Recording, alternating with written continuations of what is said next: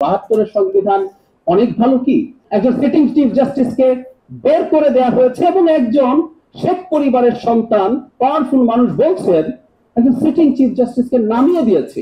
উত্তর হচ্ছে ভালো এবং অবশ্যই খারাপ আছে, কোনো ইউনিভার্সাল ভালো কিছু নেই। সারোয়ারকে যদি তুষারকে যদি আমি বলি তুমি একটা কনস্টিটিউশন লিখে ফেলো, লেখার পরও ওটা নিয়ে সমালোচনা করার মানুষ আছে। বসে বসে ভাবছিলাম কি বলবো, মানে আমার এখন মনে হচ্ছে একটা মধ্যপন্থা ইজ বেটার। আরিফ ভাই আপনি বলেছেন মধ্যপন্থা পরিস্থিতি যা হয়েছে।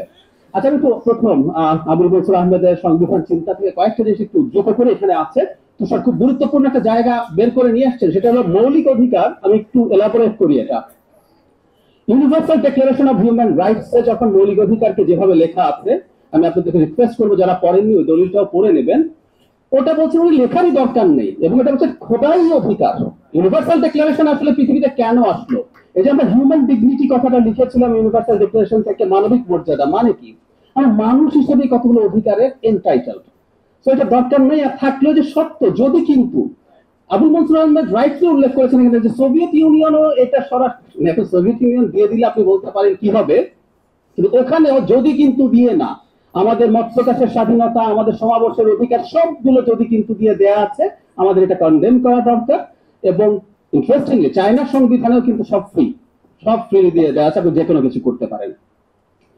আবুল মনসুর আহমেদের বিচার বিভাগের একটা খুব ইন্টারেস্টিং ফাইন্ডিং আছে, যেটার সাথে ঘটনাচক্রে আমাদের দেশে ঘটেছিল একটা ঘটনা। সেটা হলো আমাদের হাইকোর্টের ডিসেন্ট্রালাইজেশনের কথা আছে, which I like very much. আমি একটু প্রসিডিউরাল কথা বলি, আমি এরপর ওই দিকে আসবো, পরিবর্তন না সংস্কার সেই জায়গায় আসতে চাই, আমার একটু দ্বিমতের জায়গাও আছে।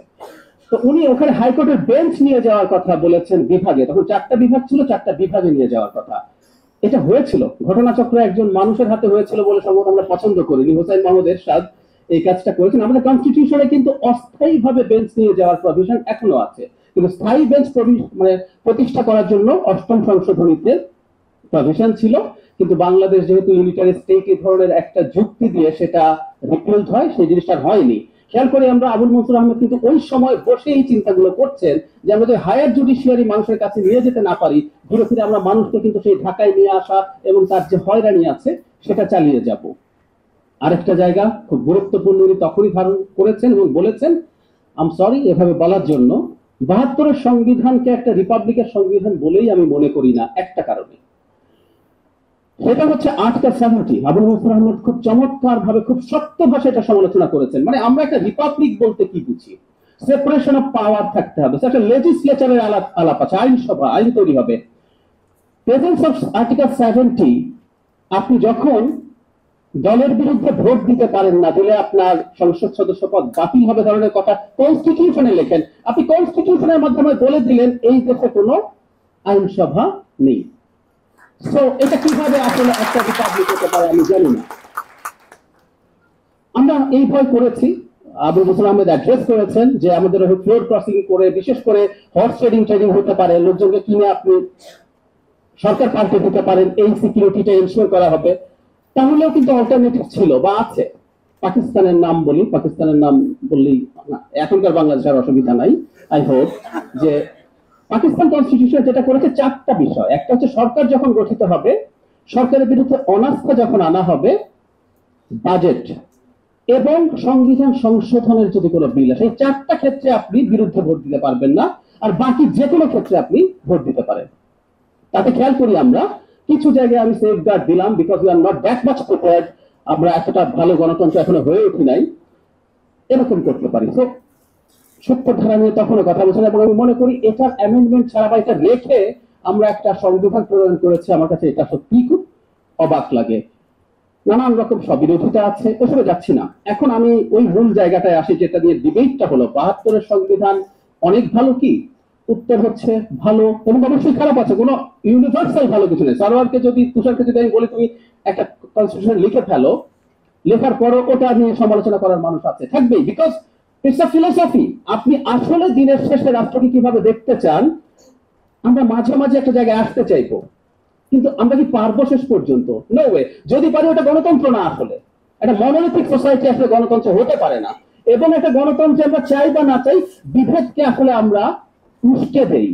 আই রিপিট, আমাদের অনেকের কাছে মনে হতে পারে গণতন্ত্র মানে কিন্তু বিভেদকে উস্কে দেয়। একটা এক্সাম্পল দিই, পাকিস্তান স্বাধীন হলো, স্বাধীন হওয়ার পর এই অঞ্চলের মানুষ যারা নতুন রাজনীতি করবেন, শেখ মুজিবুর রহমান এবং তারও আগে তার গুরুরা যারা শুরু করলেন রাজনীতি, আওয়ামী মুসলিম লীগ করলেন, আস্তে আস্তে বাঙালি জাতীয়তাবাদ আসলো।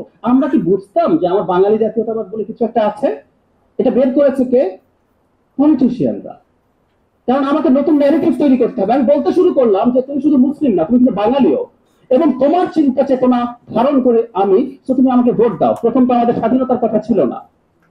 দেখুন, আপনি যখন এই আইডেন্টিটি আনলেন, আলাপ করলেন, নতুন করে আবার বেরোলো, কেউ কেউ বললো আমরা কি বাঙালি মুসলমান না মুসলমান বাঙালি, ডিবেট আছে। সেই ডিবেট গুলো কিন্তু ক্রমাগত চলবে, এগুলো কোনো দিনও শেষ হবে না। সব যখন শেষ হয়ে যাবে তারপরে দেখবেন এটা চলতেই থাকে।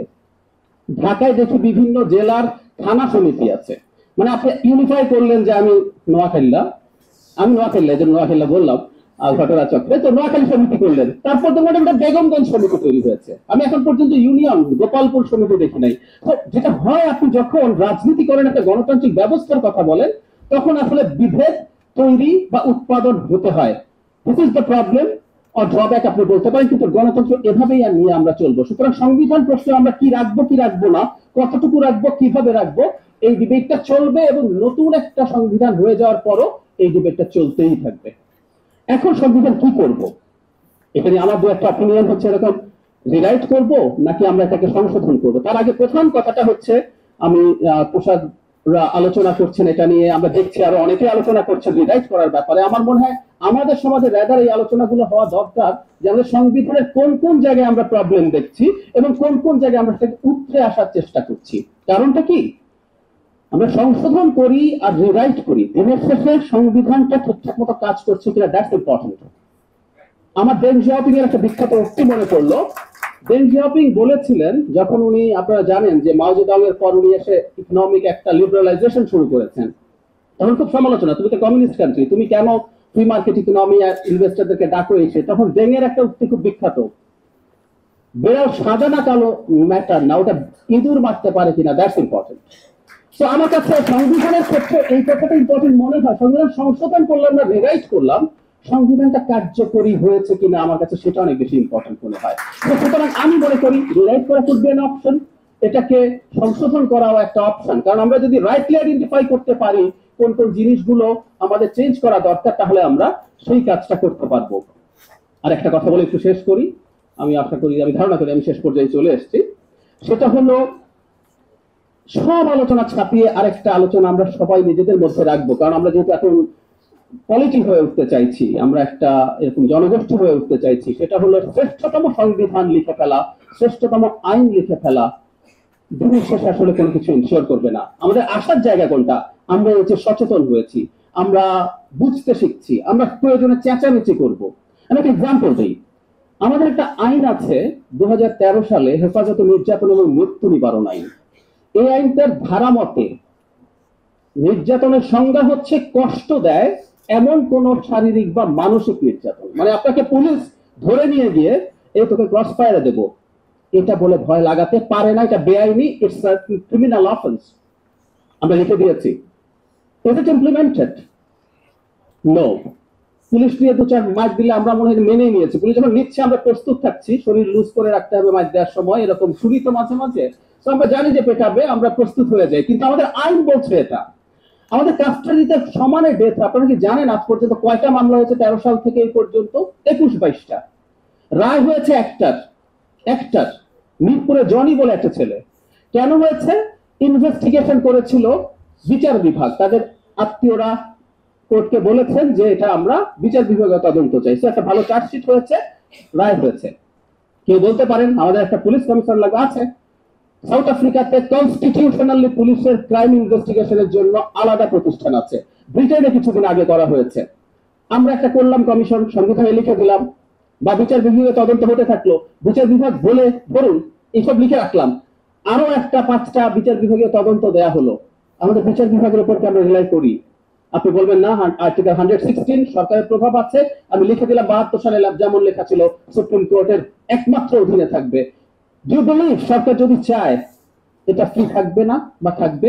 জাস্ট সরকারের ইচ্ছা। আমাদেরকে টপ যে জুডিশিয়ারি, আপিল বিভাগ, খুব সিরিয়াস অ্যাডাল্টারেটেড হয় নাই।